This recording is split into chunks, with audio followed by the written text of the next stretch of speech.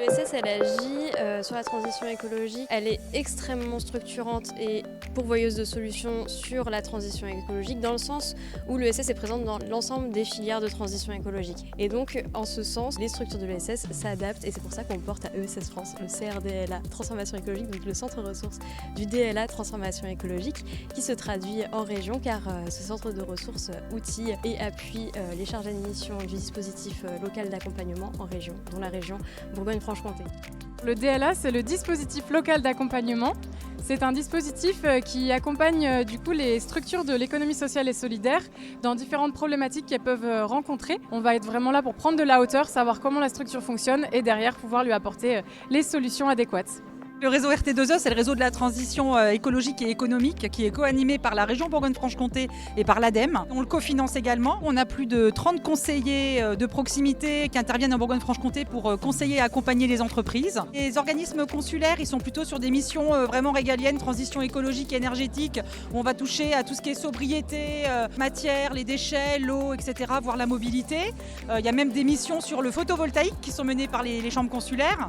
Après, au niveau de l'agence économique régionale, c'est des expertises comme la récupération de chaleur fatale, comme l'éco-conception, l'évolution des modèles économiques vers du plus durable, du plus résilient. Donc on est vraiment sur des missions complémentaires et en fait les structures, on va dire, se coordonnent pour répondre au mieux aux besoins des entreprises. L'ADEME, c'est l'agence de la transition écologique et notre objectif, c'est d'être aux côtés des porteurs de projets, qu'ils soient de l'économie sociale et solidaire ou de l'économie classique, des territoires, pour accompagner des projets qui contribueront à atteindre la réduction de notre impact environnemental et écologique. France Active Bourgogne et Franche-Comté, on accompagne du coup les structures de l'ESS à la recherche de financement. Donc on les accompagne déjà dans un premier temps à structurer leurs idées, structurer leurs projets pour leur permettre d'avoir les financements les plus adaptés à leurs besoins.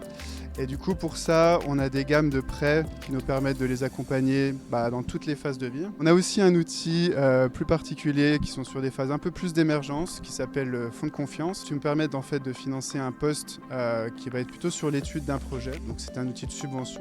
Statutairement, l'AER, Agence de développement économique de Bourgogne-Franche-Comté, travaille plutôt pour les grandes entreprises industrielles. Et il se trouve que l'avenir du développement économique se trouve aussi en direction des entreprises de l'économie sociale et solidaire. Et c'est pour ça que je suis là aujourd'hui, pour faire le lien entre transition écologique et transition économique. Claract, on est l'agence régionale pour l'amélioration des conditions de travail et on accompagne les entreprises, les structures, les associations sur les questions de qualité de vie et de conditions de travail. En général, on peut trouver des solutions de subventions pour les TPE-PME.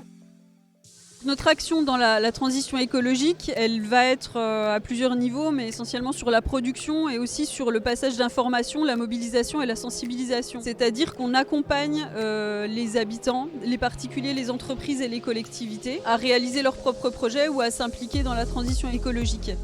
Cities est une coopérative d'intérêt collectif présente partout en France.